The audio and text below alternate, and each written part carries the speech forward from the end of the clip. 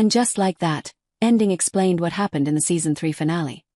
And just like that has taken its final bow, bringing another chapter of the Sex and the City legacy to a close. The finale gave fans one last chance to say goodbye to Carrie Bradshaw and her best friends.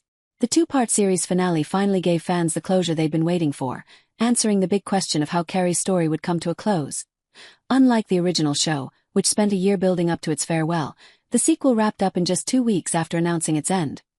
That quick turnaround left little time for fans to brace themselves for the final walks, talks and cocktails shared by Carrie, Charlotte, Miranda, Seema, Lisa, Todd, Wexley, Anthony, and the rest of the beloved ensemble. By the time the credits rolled, the finale had the challenging task of tying up lingering storylines.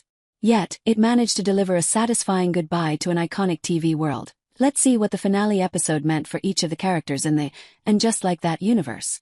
And yes, it's a blissfully happy ending.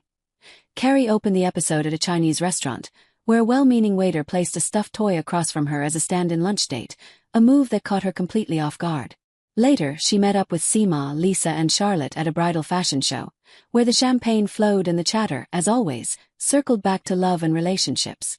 Carrie later shares her vulnerable take on being alone with Charlotte.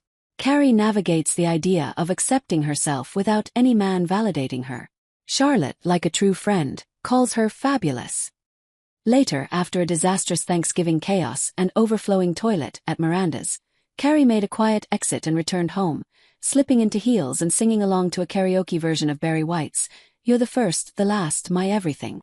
The moment felt like a deliberate nod to the iconic Sex and the City finale, when she famously declared that the most exciting, challenging and significant relationship of all is the one you have with yourself, before adding, "And if you find someone to love the you that you love, well, that's just fabulous." This time there was no romantic add-on. She ended her novel with the line, "The woman realizes she was not alone, she was on her own." It was a deep and full-circle end for Carrie. And no, there is nothing wrong with being alone.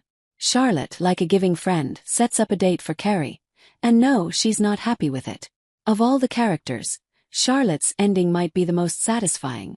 After a season packed with stress and chaos, she finally gets a rare moment to simply enjoy her family. While she wasn't pleased with many things happening in her family, she is blissfully happy with having them around.